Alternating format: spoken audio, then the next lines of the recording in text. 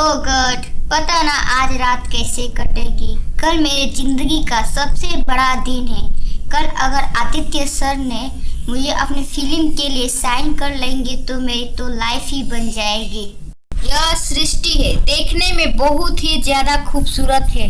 यह तो एक बहुत से मॉडल पर प्रोजेक्ट पर काम कर चुकी थी, लेकिन दरअसल यह एक हीरोइन बनना चाहती थी। अब इसे ये मौका मिलने वाला था। अगले दिन सृष्टि बहुत ही अच्छे से तैयार होती है। वो बहुत ही खूबसूरत दिख रही थी। एक बहुत ही अच्छी ड्रेस पहनी थी। वो ड्रेस सबसे महंगा था जो शोरूम से खरीदी थी। उसे तो पहनकर वो बहुत ही ज्यादा अच्छी दिख रही थी। सृष्टि के पास तो ज्यादा पैसा नहीं था। महीने में एक दो मॉडल की प्रोजेक्ट से मिल पाता था, उसमें भी उसकी मुश्किल से ही गुजारा हो पा रहा था। लेकिन फिलहाल वो जहाँ जा रही थी वहाँ जाने के लिए कंजूसी नहीं की थी। फौरन एक ऑटो को बुक की और चल पड़ी। अरे अरे मैडम, आपको कहाँ जाना है? भैया आप मुझे महादेव होटल तक छोड़ दीजिए। अरे अरे मैडम जी, आप टेंशन ना ले, आधा घंटा के अंदर हम लोग महादेव होटल पहुंच जाएंगे। ओके भैया। राजेश पेशे से एक ड्राइवर था जो चुपचाप अपनी गाड़ी चला रहा था। पीछे बैठी सृष्टि अपनी भविष्य की सपना को देख रही थी।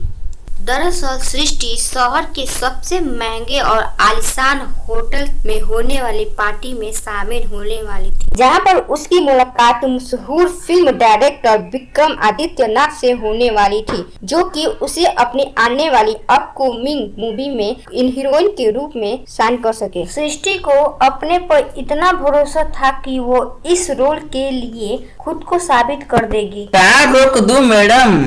यहीं पर रोक दीजिए भैया। अरे अरे मैडम, मैं आपको अंदर तक छोड़ देता हूँ। समझिए भैया, मैं अंदर ऑटो से नहीं जा सकती।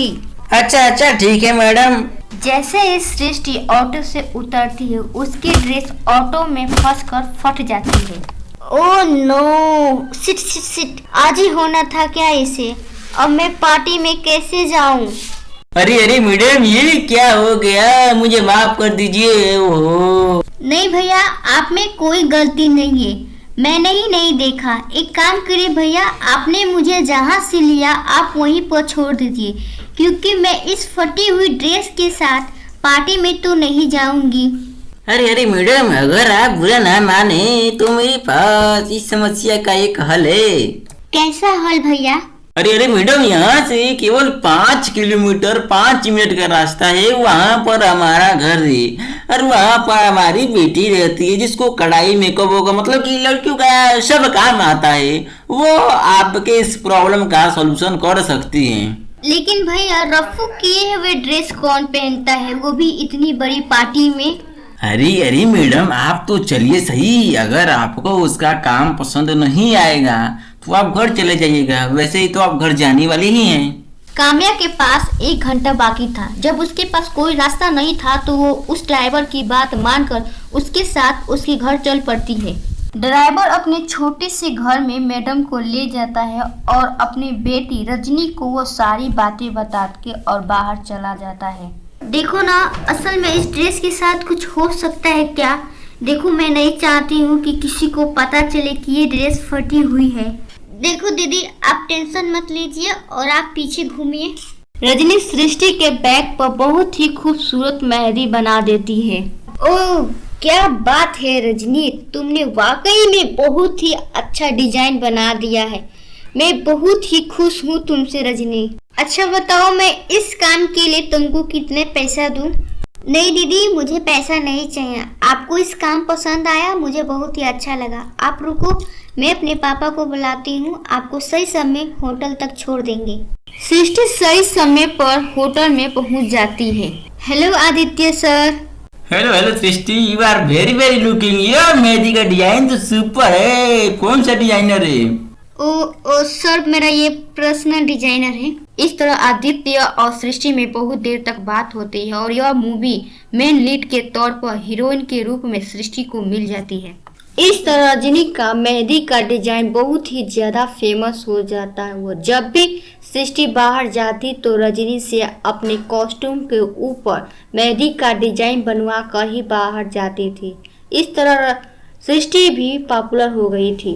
ये लो रजनी, तुम्हारी पहली कमाई है। नहीं दीदी, मैं आपसे पैसा कैसे ले सकती हूँ? मैं तो आपको बड़ी दीदी मानती हूँ। मैं पैसा नहीं दे रही हूँ बहन, बल्कि ये उस प्रोजेक्ट का साइनिंग अमाउंट है जो तुमको मिला है।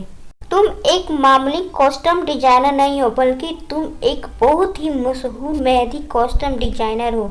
मुझे मेहंदी वाले ड्रेस पहनकर लोगों ने तुमको हायर करने की बात कही है। उसी में से एक एडवांस के तौर पर ये पैसा दिया है। वो पैसा इतना था कि रजनी ने कभी सपने में भी नहीं सोचा था। उसकी आंखों में खुशी का आंसू था। अब वो पूरी तरह से तैयार थी अपनी किस्मत को चमकाने के लिए। किस्मत की पहिया घूम चुका था। सृष्टि एक मशहूर और सक्सेसफुल हीरोइन बन चुकी थी और रजनी एक मशहूर कॉस्ट्यूम डिजाइनर बन चुकी थी। फिर एक दिन, आप मेरी जिंदगी में लक्ष्मी बनकर आई हैं मैडम। नहीं अंकल जी, मेरे और आपकी जिंदगी में लक्ष्मी इसलिए आई क्योंकि आपकी बेटी साक्षात माता सरस्वती के रूप है।